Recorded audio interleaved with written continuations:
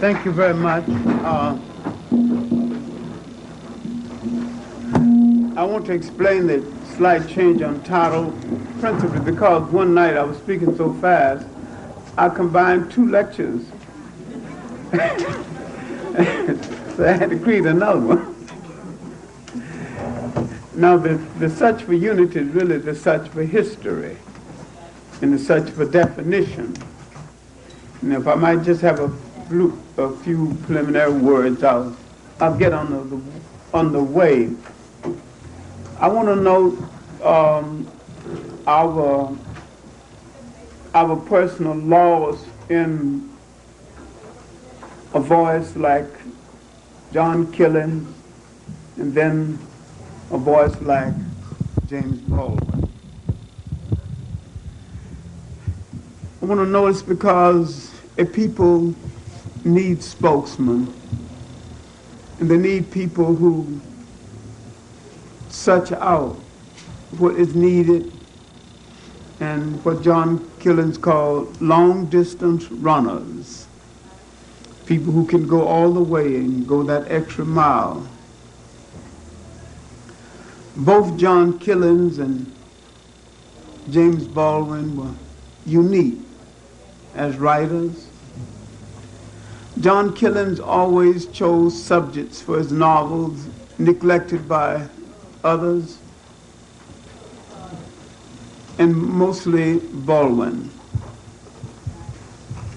Baldwin did something in his novels that made him a monumental figure in the literature of this nation.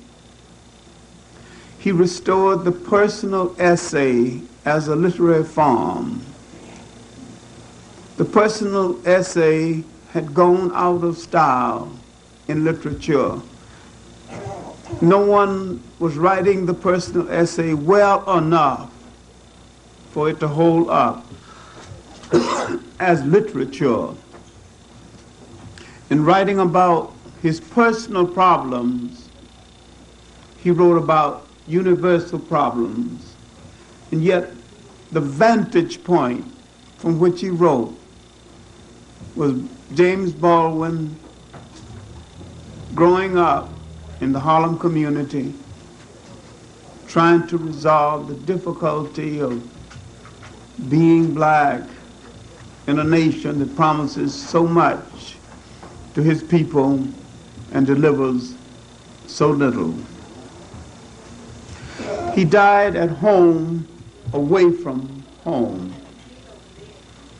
And his death in Paris his death in France raises a question. Why so many of our writers, Richard Wright, and so many of our artists, Henry Tanner and others, why so many of them have to leave the United States to find enough peace in order to write? In one of my last conversations with him at Cornell University, he said there's something about the United States that eats into a person's manhood, and he don't feel a whole man in this country. And he have to leave the country to find an intellectual home in order to put his writing down. Sometimes he thinks out things in America, and leaves America in order to write them. Nearly all of his books were written abroad, where he had enough peace of mind in order to write. All right, now, after this lecture, the last lecture, and I will be here for it, will be called The Lonely Nation Away from Home.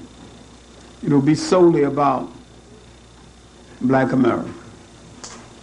And what is so unique about Black America, and what is so misunderstood, because the Black American is really the loneliest of African people outside of Africa, the most misunderstood people outside of Africa, generally misunderstood by other African people, because the nature of the oppression in the United States have made something cruelly unique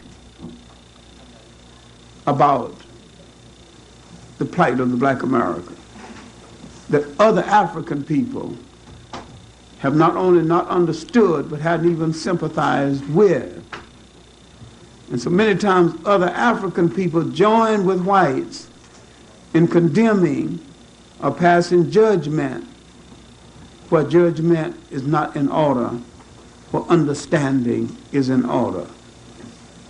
We inherited, and I've said this before, the worst of the oppressors. I've also said that Europe dumped its human garbage can into the Western world, and this nation got the worst of that garbage can. The other oppressors, first place, they'd been oppressors before, and they developed some style and technique in oppression.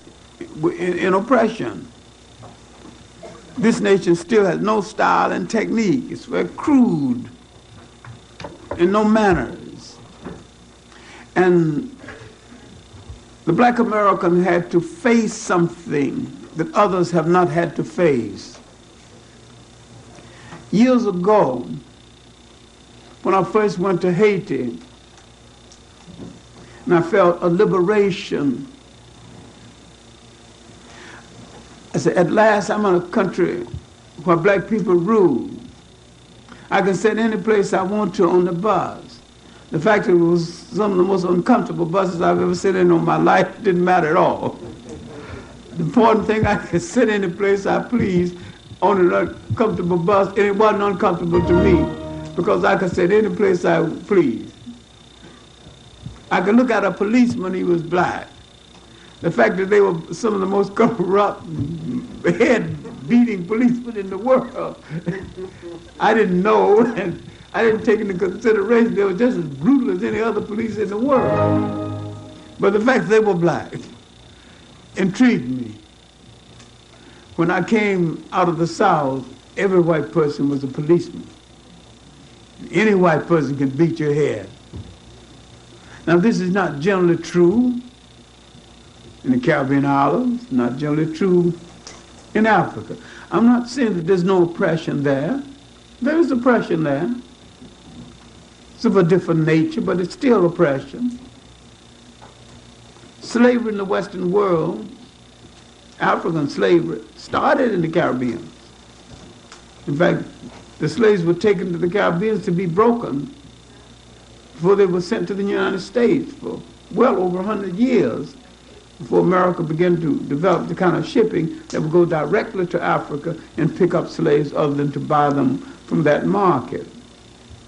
All right, now, indirectly into the subject, I have been preparing all week a short history of Pan-Africanism, which is a history of unity.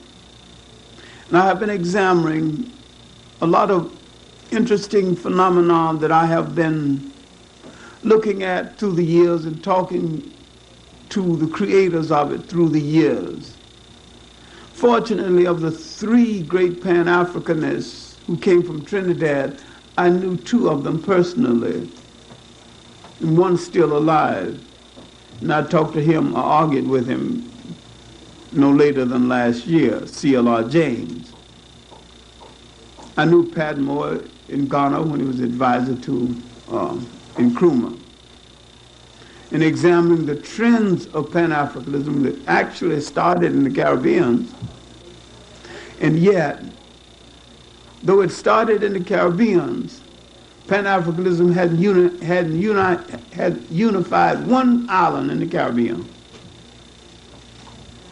Although the theory starts there, principally because the greatest theoretician the Caribbeans have ever produced are generally driven out of the Caribbean, and they generally function away from home. Now, at the conference on Marcus Garvey in Jamaica a few weeks ago, I delivered a paper on state formation in the 20th century as advocated by Marcus Garvey. I was pointing to his finest gift and why he became popular and other men advocating approximately the same thing did not inject that one ingredient, the control of a state or the state. And he introduced the concept of state formation.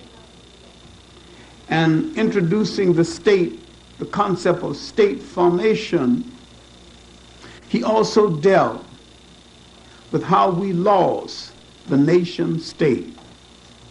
This is where I began to talk about tonight's lecture.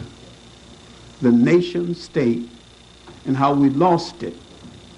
And if we're ever going to have unity again, have a correct perception of our history again, we're not only going to have to know what the nation state is, but how we controlled a nation state without any assistance from other people, and how we were not only lost the nation state, but how we lost the concept that we once had the nation state and were programmed into dependency. And this came principally through the laws of the history of a people. And one of the things Marcus Garvey was trying to restore was that concept of history that made you believe again in your ability to control the nation state. Now, I said in my talk in Jamaica that angered a lot of Jamaicans, except the Rastas, because the Rastas agreed. I said, Marcus Garvey is 47 years dead. We are hailing him as a national hero. If Marcus Garvey were alive today in Jamaica, there are some Jamaicans who would stone him to death. And so some of the intellects said, no. The same day they announced over the radio that they were giving medals to the Jamaicans who participated in the invasion of Grenada.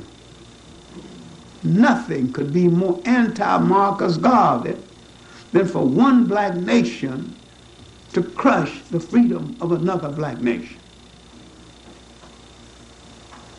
That single act was so anti-Garvey, it was figuratively stoning Marcus Garvey to death, taking him out of the grave. Because I had said in a previous lecture, and almost had to fight my way out of the hall, I said, with the election of the Bostonian conman, the best thing you can do for Marcus Garvey, the most honorable thing you can do for him, is to go to Kings Park and take his bones out of that grave and throw them into the sea. Because you have dishonored him by saying, of all the brilliant minds produced in Jamaica and in the Caribbean islands, there's not one that I think is worthy of ruling over me. And then, soon after, some of the followers of the Bostonian called and said, we know who you are, and if you ever come to Jamaica again, be prepared to go straight from the airport to a Jamaican jail or to a Jamaican undertaker. So years had passed, and I had not been in Jamaica again. I wasn't prepared to go to a Jamaican undertaker or to a Jamaican jail. I arrived, happily surrounded by my beautiful and wonderful Jamaican friends, arguing over who I was going to have dinner with the first night, giving me all of the beautiful island hospitality that I had grown accustomed to years ago, finding all the warmth and the gentleness that I had when I lived in Jamaica. I felt no fear at all that anybody was going to do anything to me at all. Went to the university. The Rasta brothers were there, talking sense and nonsense as usual. And as usual, saying that we Rastas never been. I'm listening as usual with some degree of respect and wonderment.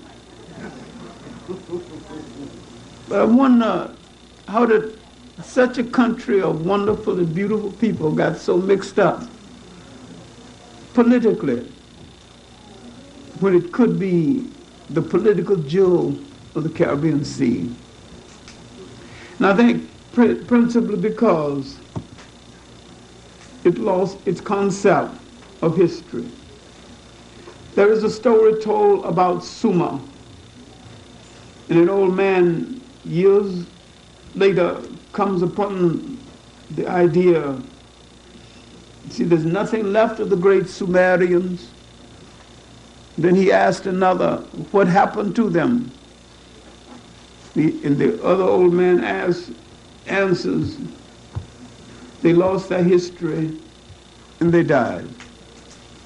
And when a people lose their concept of history, they die politically and culturally. They are in confusion. All right, now let's go back and see what kind of nation state we had before we lost the state. What kind of universities, what kind of scholars. It is hard for you to conceive with all the anti-African propaganda that you were once the masters of a nation state, not only the equal to Europe, but had a university system better than the Europe of that day. Let's go back now to the 1400s, when Europe is coming out of its bind after the Crusades. It was a drain on European talent, drain on European money, drain on their treasures. Although they were rapers and robbers and brought a whole lot of wealth back into Europe,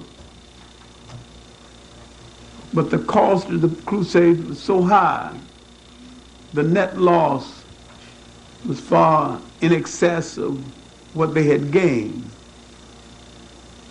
Now, this period is over.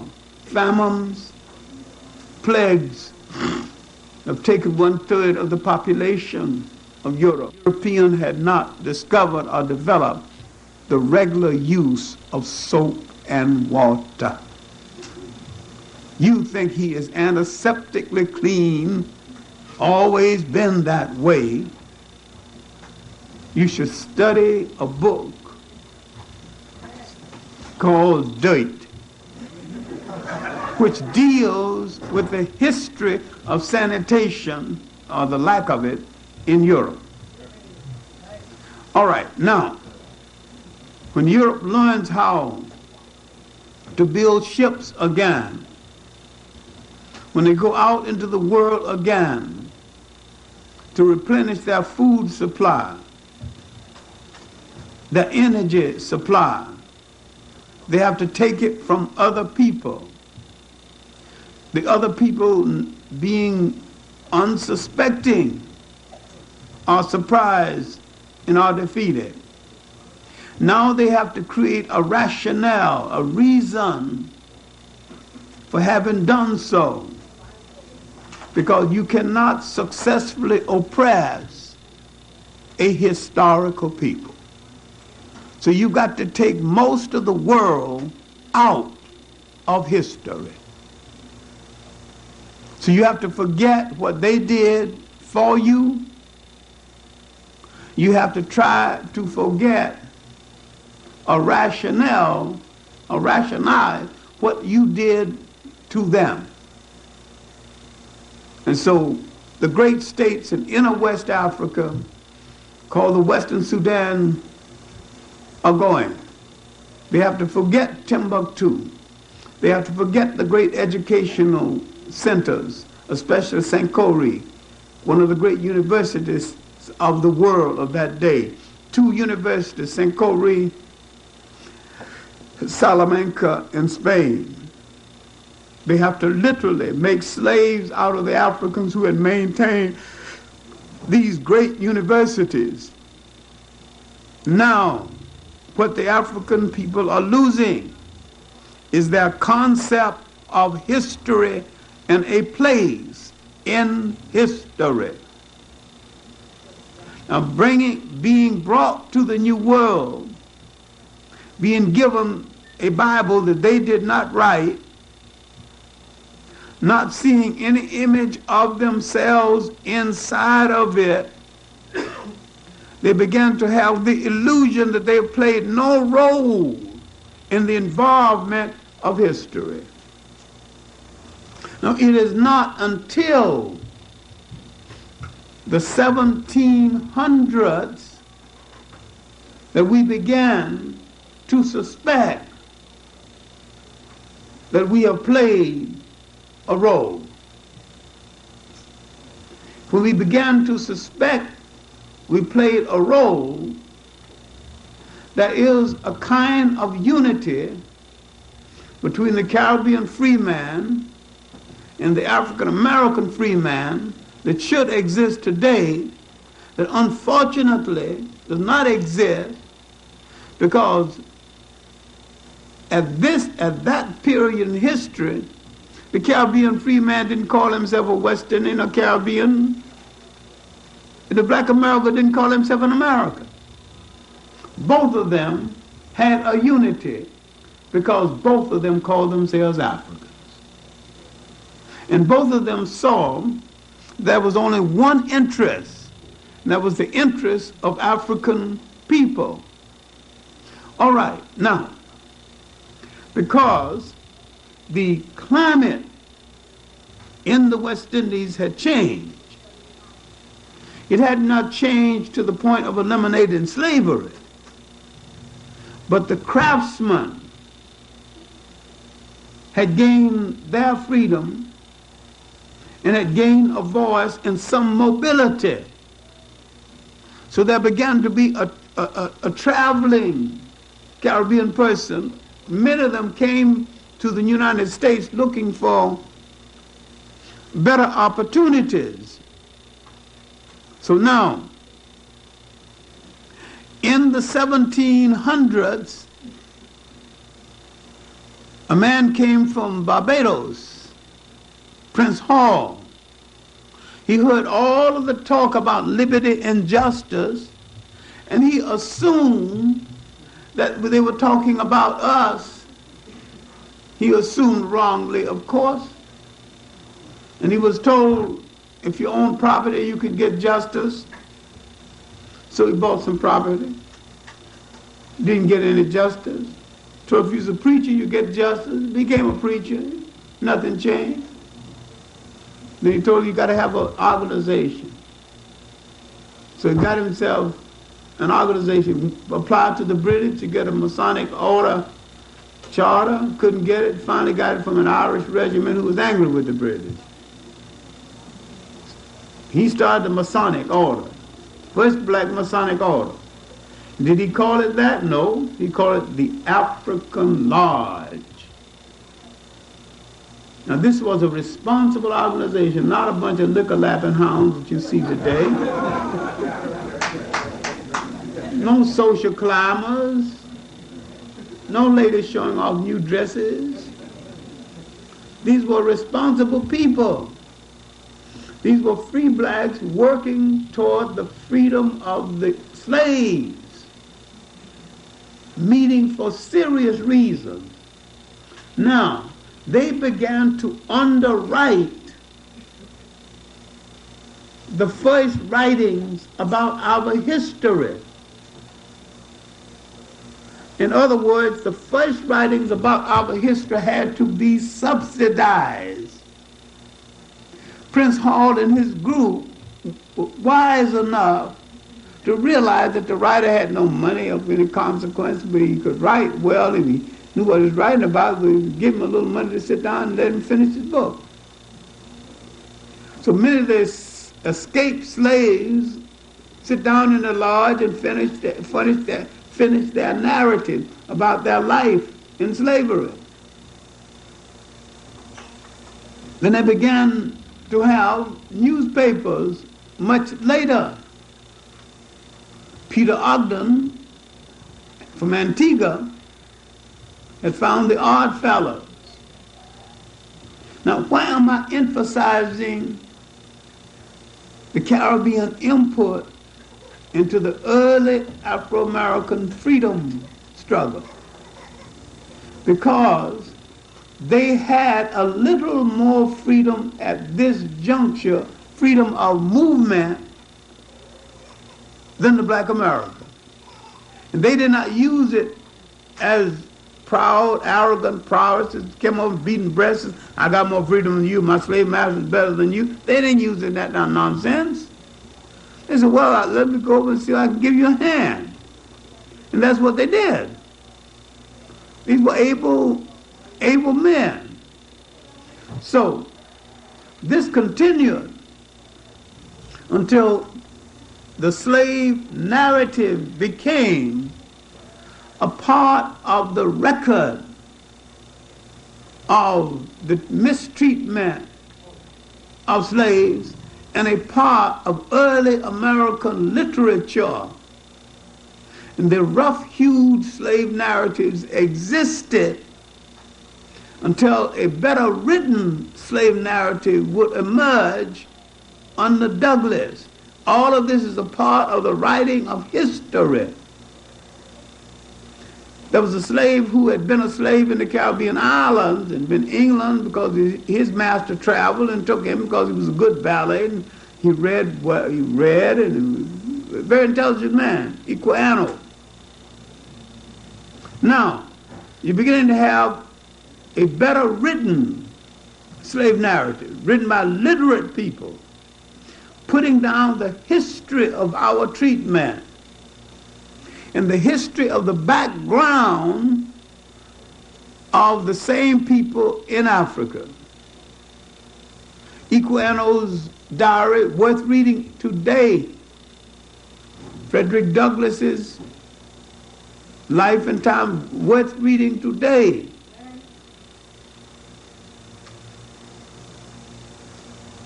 Now you have the beginning of a telling of the life of misery until in the 1800s, early 1800s, blacks began to demand an even greater voice. Douglass is out there now, the finest voice we produced in that century. The great black ministry is out there. Now, a Jamaican mulatto, John B. Ruswan, and a black American, Samuel Cornish, starts a newspaper Freedom's Journal. Now, Freedom's Journal becomes the first newspaper, and the editorials in that newspaper are better than some of the editorials in newspapers today. Sounder, clearer, more biting. After Russ Wam had served for a number of years on the newspaper, he went to Liberia with the settlement movement, set up a newspaper called the Liberia Herald. Still exists. All the papers still existed. All the papers continue to exist. New papers came on the scene, the Anglo-American newspaper and magazine. New personalities came on the scene. The first black American novelist appeared, William Wells Brown. He wrote history in his novels, then later wrote general speculative history using the Bible and such history books as he could understand, speculating on the history of Ethiopia. His famous novel, Clotel, the President's Daughter, deals with the numerous offsprings of Thomas Jefferson. Now, Thomas Jefferson's taste for chocolate is too well documented for me to have to get into tonight. He just loved those black women. Good taste too, I guess. One, Sally Hamas, had 7 children by her. Yet all the time he was speaking about democracy and morality and also saying he didn't believe in social equality. All kind of contradictions. Lincoln said he didn't believe in it either. All right, he signed emancipation for another reason, but we don't have time to get into that. He wanted to weaken the South in the Civil War. So now, as we approach the 1850s, another recorder was on the scene. He came to America briefly, couldn't get into schools, and he left. His name was Edmund Wilmot Blyden. Went to Liberia College, went to Togo and discovered the circumstances of his own family's enslavement.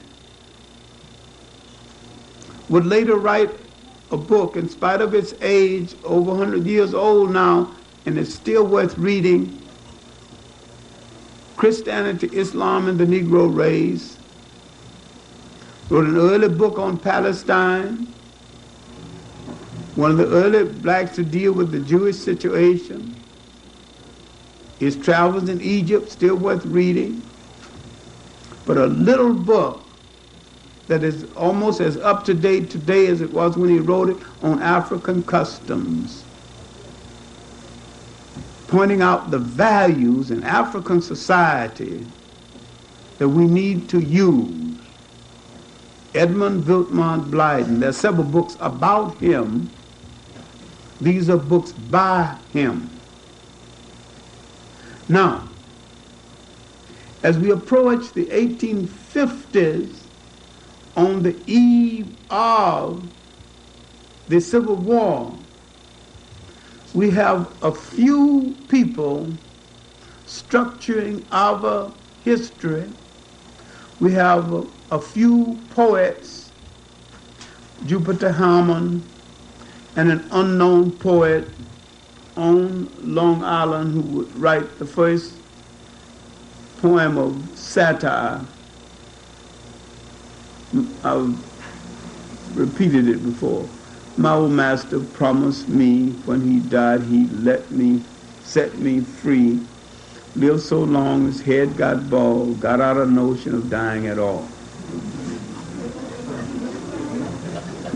This is the first poem when blacks cast some doubt about the promises that was being made to him. He was a slave on Long Island.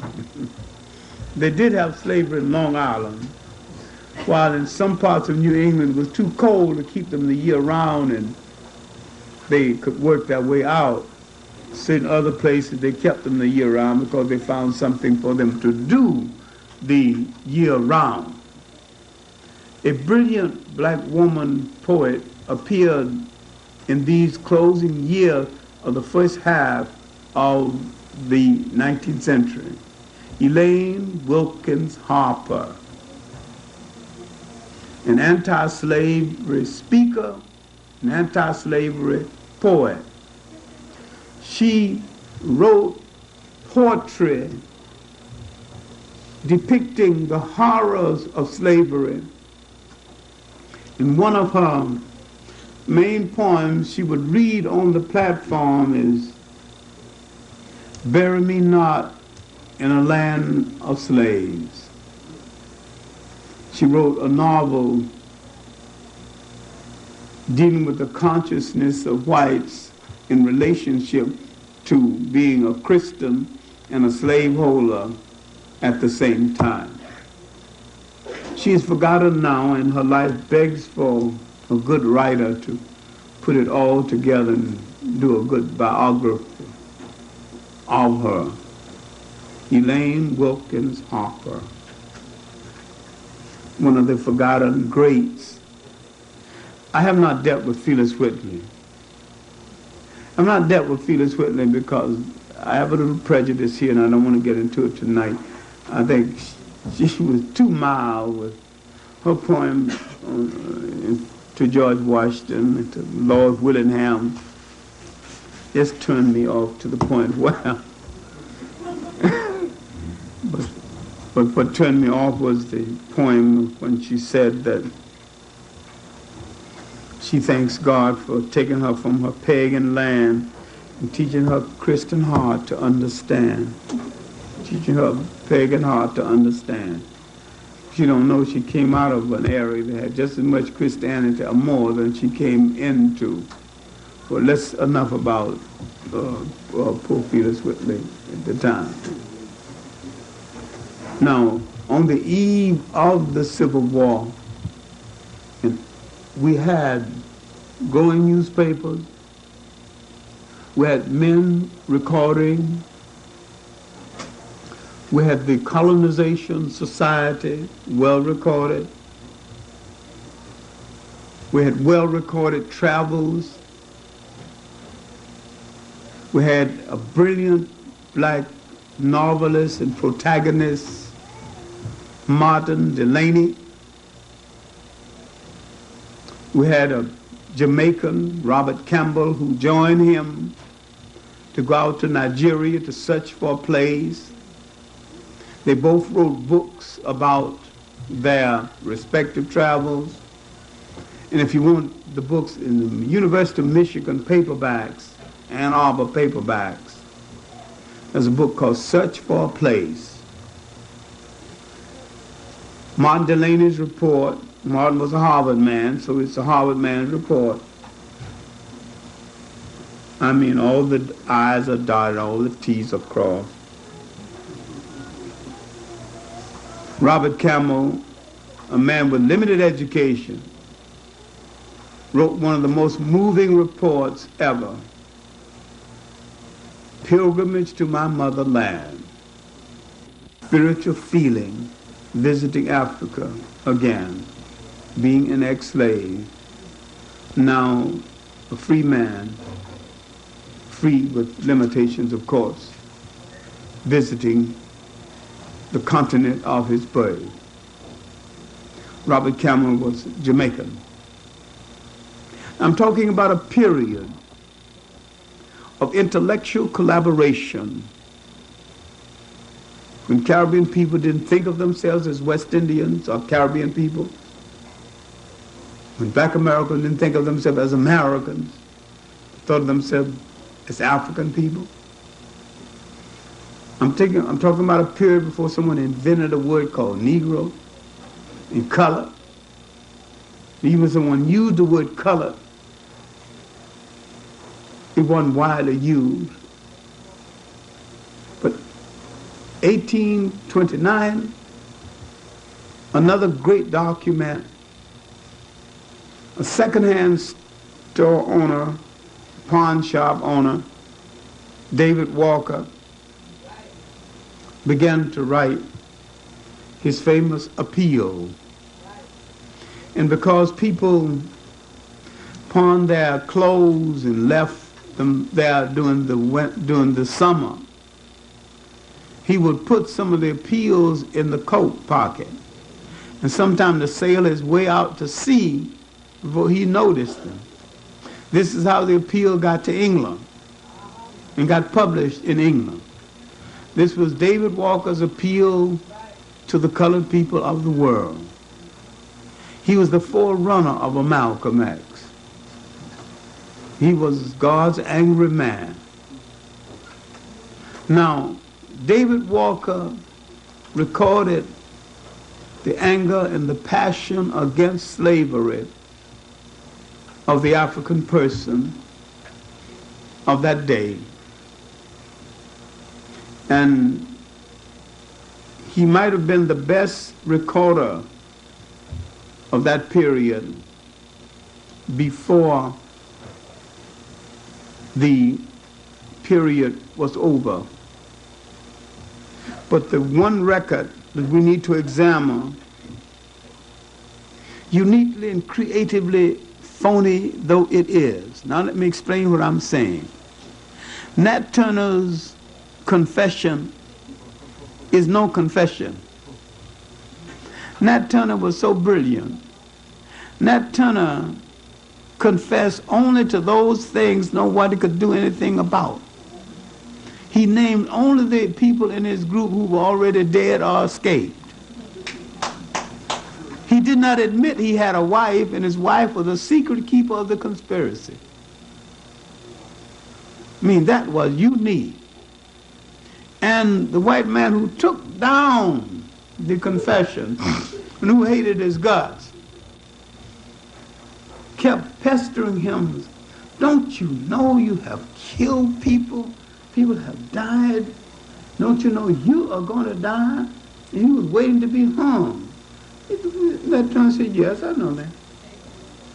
Listen, don't you understand what you have done? You have revolted against the government. And that Turner said, the consequence, as a consequence of revolting against slavery, I knew from the beginning that I might have to die. So aren't you sad about it? Aren't you weeping? But I don't see a tear in your eyes, and you've done this horrible thing.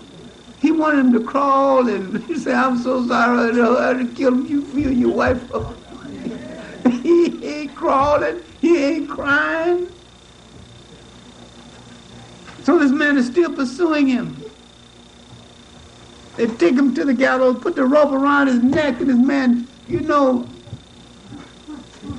aren't you sorry yet? Don't you know you're going to die? Nat Turner looks at him, though he's looking at a piece of dirt, and tilts his head while they tighten the rope on him. He said, didn't God die? Die like a man. And all this man got from Nat Turner is a phony confession. It's not worth anything, because Nat Turner's confession didn't hurt nobody. Because all the people who lived through it and got away, he didn't give their names.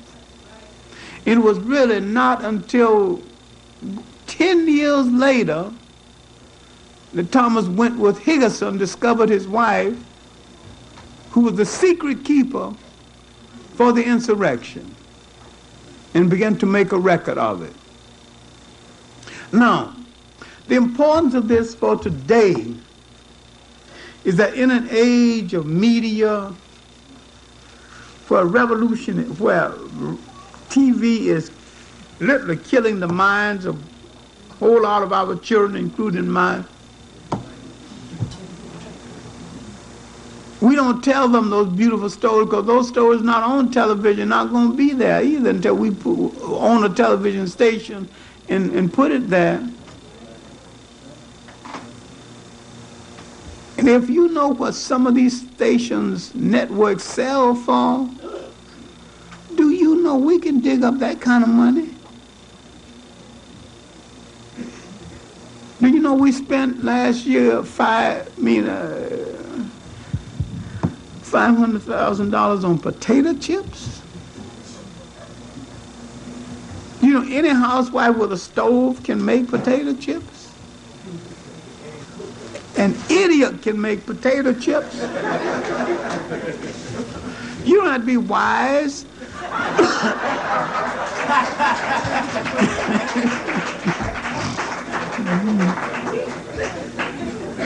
If we start doing the simple things for ourselves that other people are doing for us, we could make money catering to each other.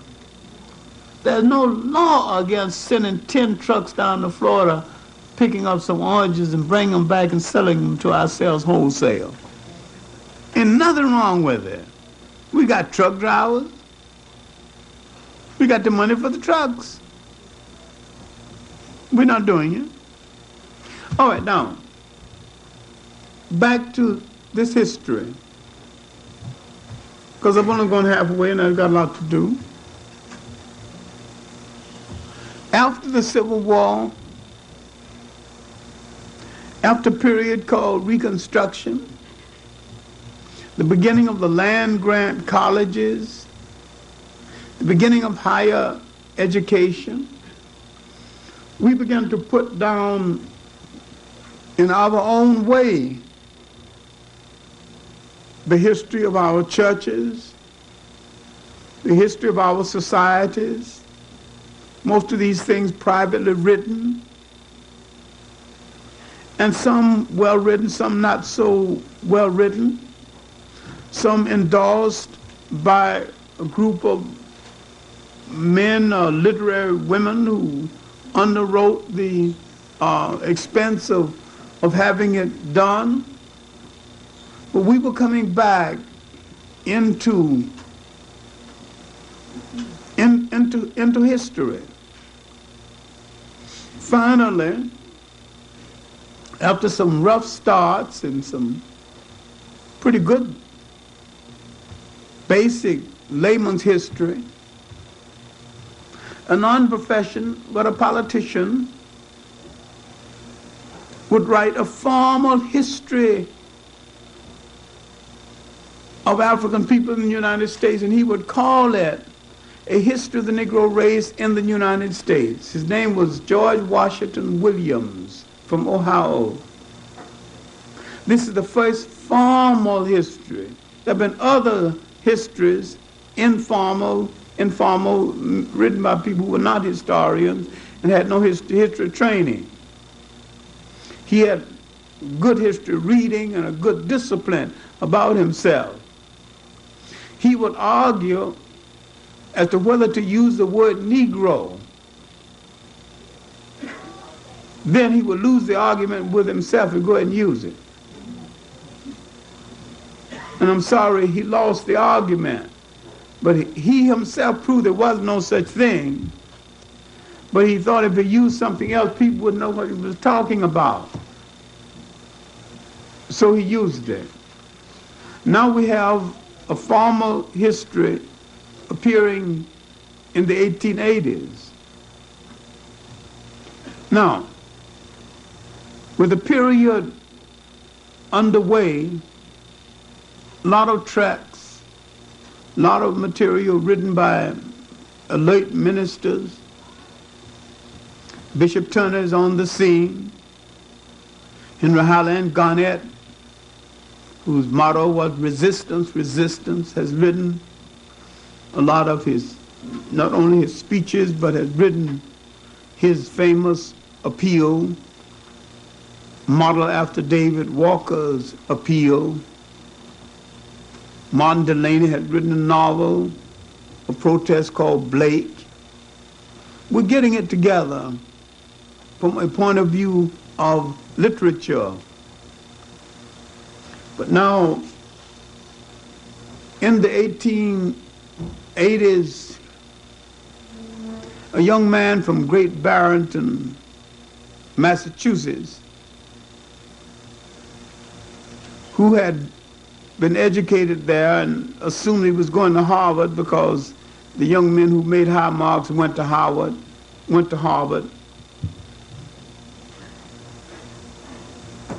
They sent the white kids to Harvard and sent him to Fisk. He began to feel color prejudice for the first time in his life. He became conscious of it for the first time. It was there all along.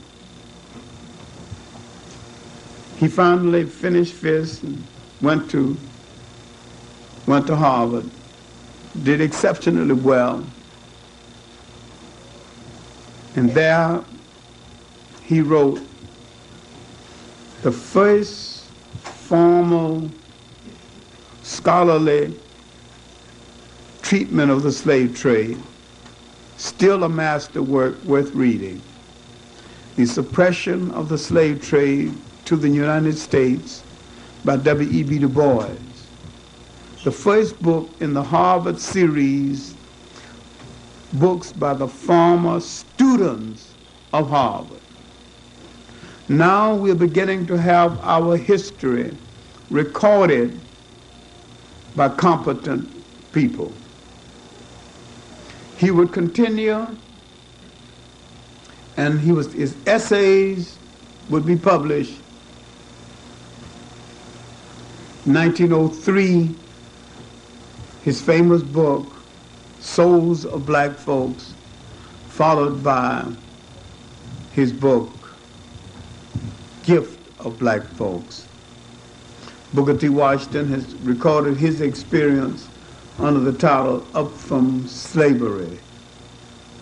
Now we have a lot of history at a time a new kind of history writer comes on the scene, the radical black journalist. T. Thomas Fortune, William Monroe Trotter, journalist teachers like Kelly Miller, then teaching at Howard University, and others. The foundation for the recording of our history is underway.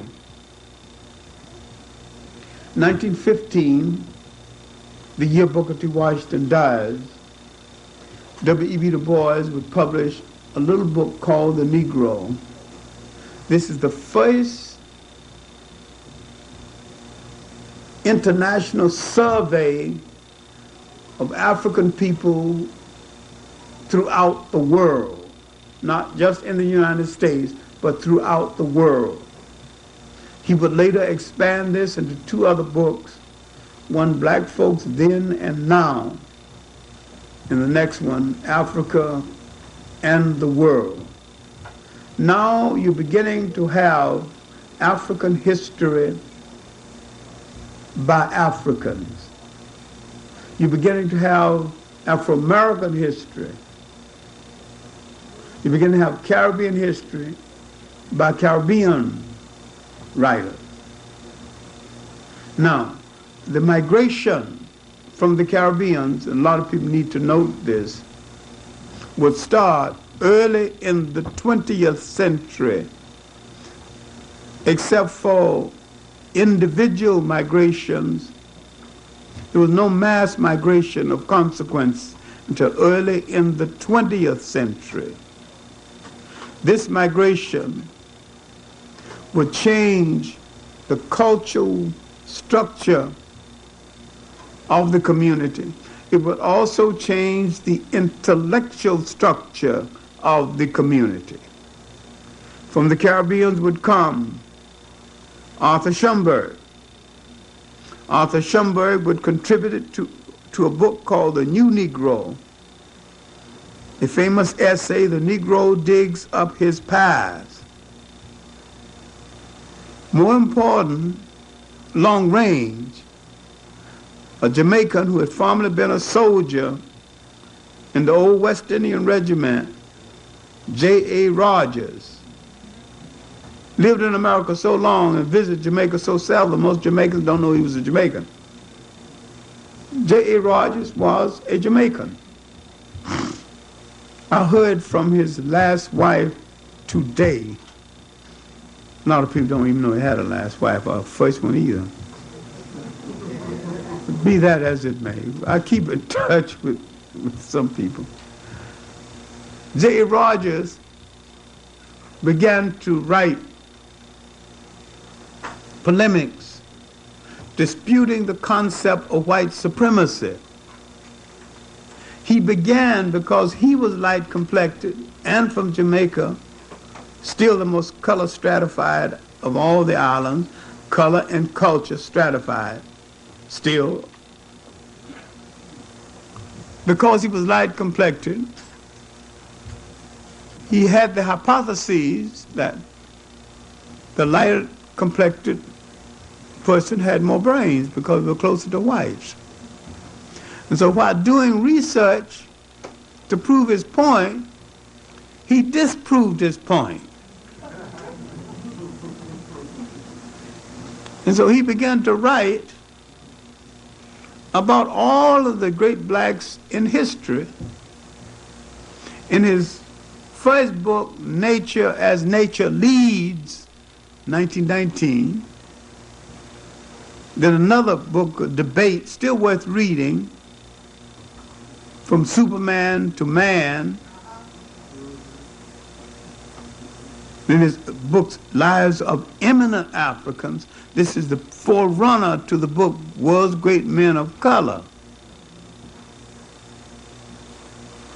Then he wrote a pamphlet on As Nature Leads, was the preface to the 3-volume work, Sex and Race. He was interested in race mixing through the years. As Nature Leads also was a forerunner of a more refined book, Nature Knows No Color Line.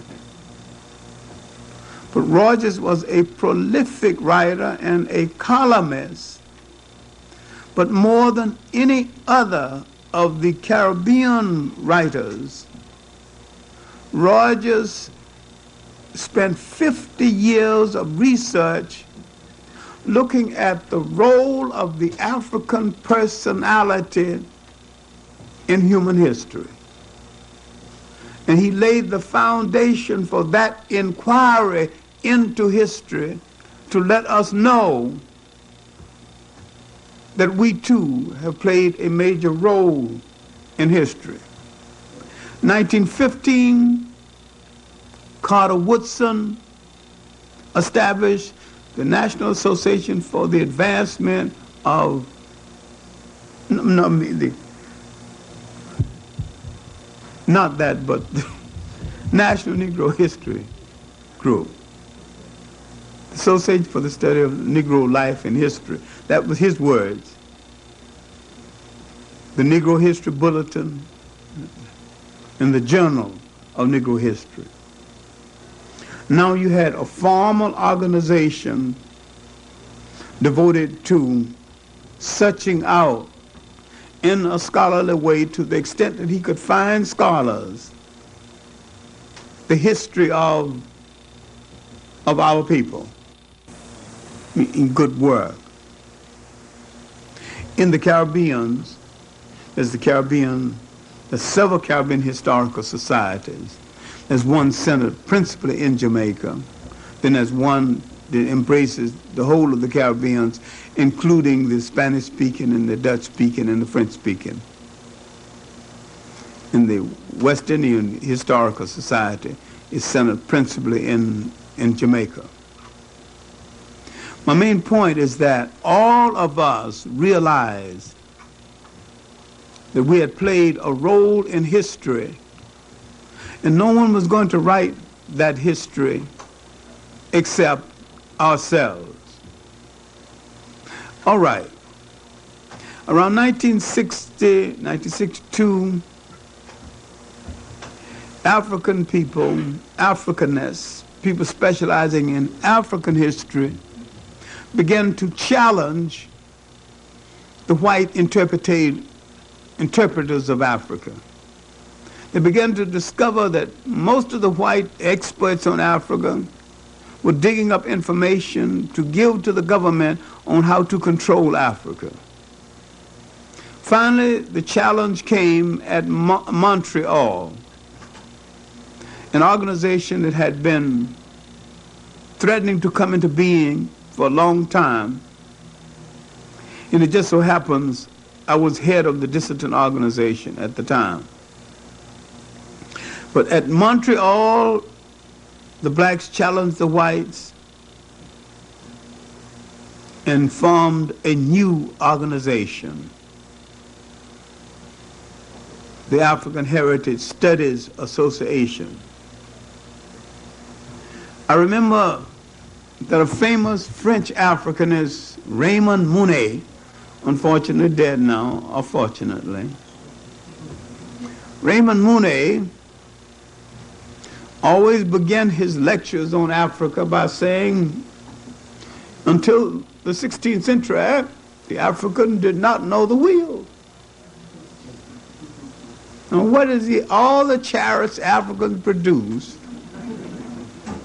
There was African gladiators in the Roman arena, in chariots with wheels. And he keeps saying that until the 16th century, the African didn't know the wheel. Well, the main thing at Montreal, some young Turks went into a lecture being given by Raymond Monet and broke it up. He said, this lecture is off, this conference is off. And he kept saying, young men, do you understand who I am? I am Raymond Monet. And they said, you are irrelevant, get the hell out of here. They didn't know who he was, or nor did they care. Misconceptions were over who built Egypt in ancient times. And the Europeans insisted that they built Egypt, though they did not exist when Egypt existed. And we kept asking, and we're still asking, how would you build all those great temples in Egypt that was built 2,000 years before you built a shoe for a European, a house with a window? Why would you leave barbarous Europe and build something that fine thousands of miles away from Europe before you build anything of this consequence in Europe? And why is there nothing in Europe of this consequence now? They ran out of excuses claiming Egypt. Now they say civilization started in Sumer, they started everywhere except Egypt. Then they discovered that Africans were over there in Sumer too, building. This was the period when there was no separation between Africa and Western Asia called the Middle East. And there's a book called When Egypt Ruled the East. And what you think of as the Middle East was a former colony of Egypt, a colony of the nations of Western, Northeast Africa. And what we're trying to say is that we have looked into our history, and some of the people who have made a life's mission out of it are growing old. Some of them are dying, and they're not being replaced. We should have people who make a priesthood out of historical preservation, just like priests go into church and pledge to God and to a given order.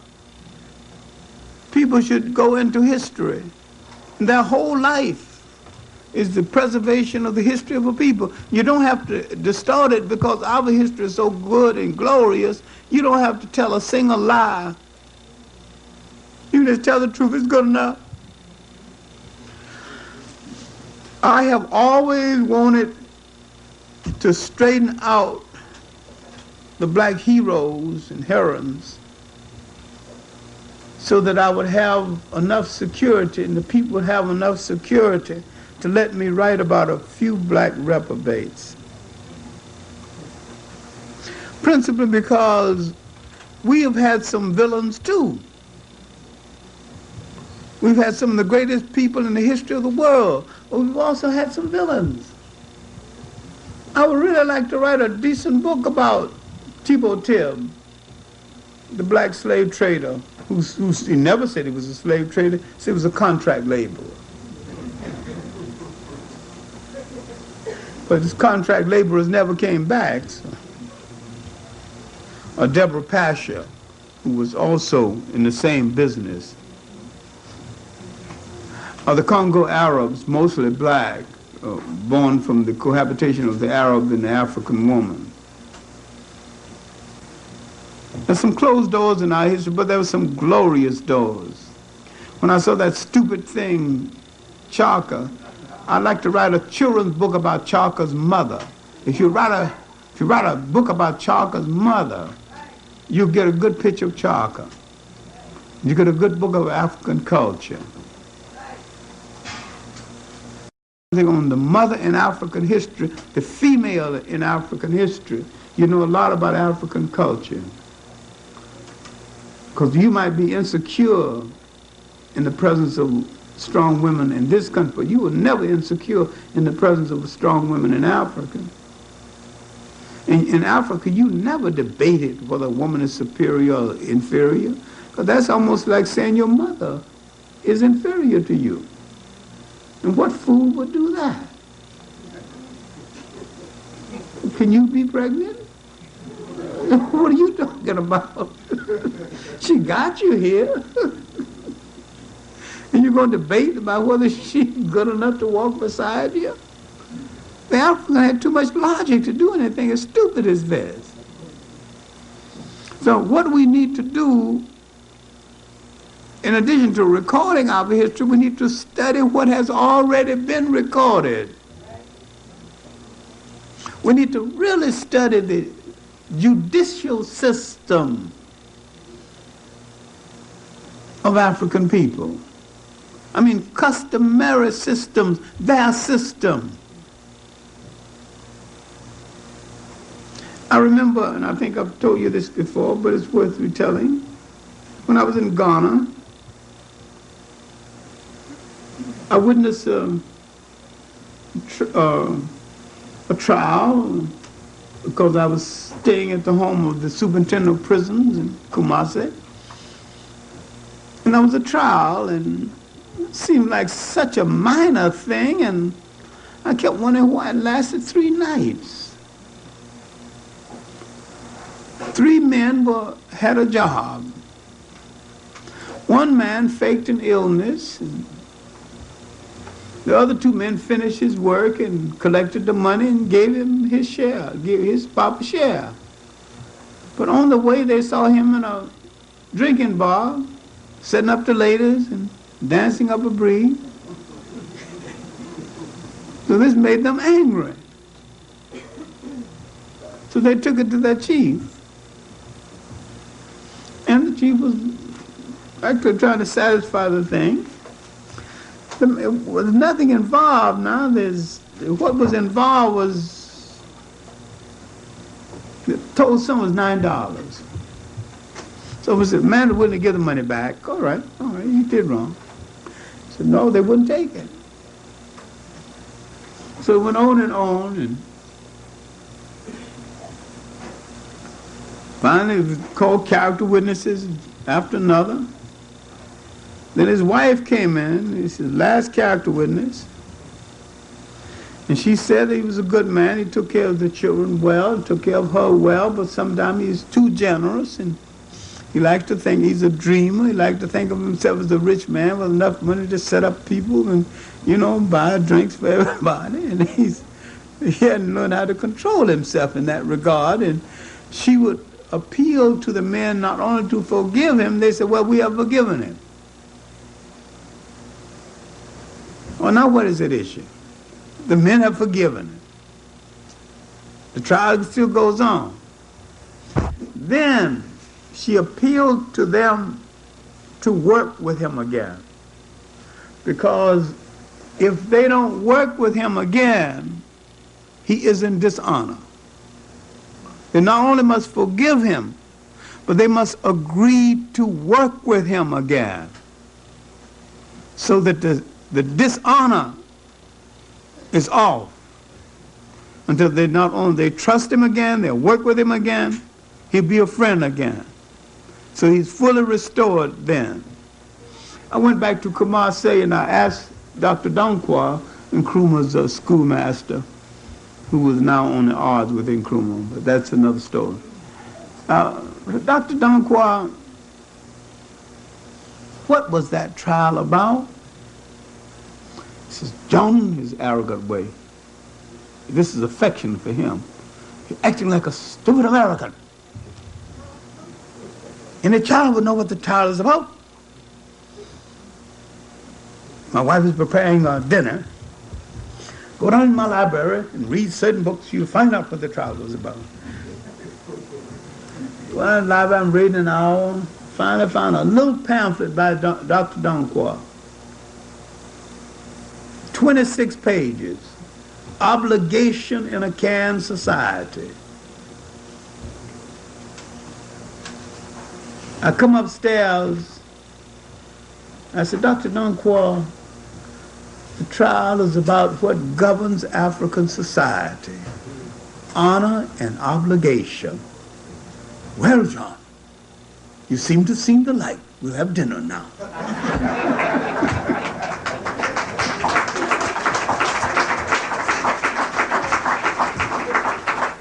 And when you study a society, you have to study more than its history. You must study the moral rules that govern it. This is why in African societies, when the European came, there was no word for jail. These are societies held together by honor and obligation. And when we get that concept back again, move among each other again, and we understand that nobody would snatch a woman's purse. It's a dishonorable thing to do, and you have an obligation to protect her, not to snatch her purse. Once this is understood, once this is ingrained, once we understand that we came out of a society governed by honor and obligation, we can become a people again. Now, all of this talk about unity is also about history. Because if you don't know the history of what you was, you are confused about what you are and what you still have to be and where you still have to go. And I think we have to pay more and more attention to history from our point of view. Get out of the trap of assuming that our oppressor has written any history about us. He hasn't even written a true history about himself. If he did, he wouldn't dare read it if he did.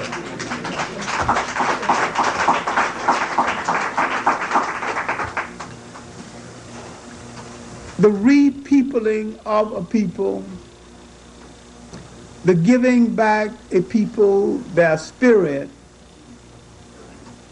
the unification of a people is giving them back values that make them appreciate themselves and respect themselves, and walk the earth as kings without reducing anyone else to anything else, commanding respect and giving respect.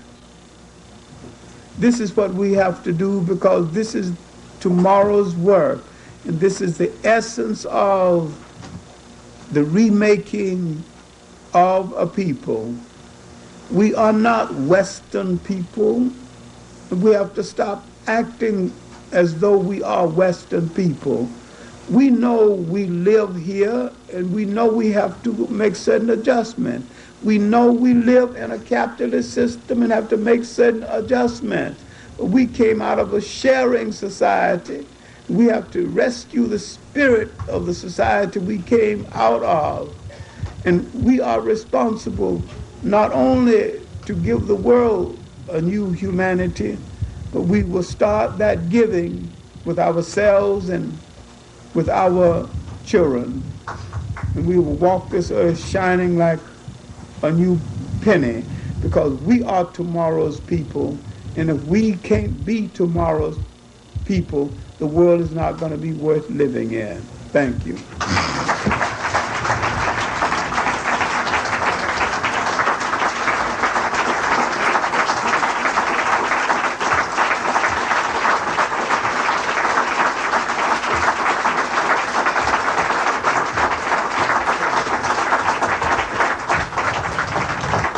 Dr. John Henrik.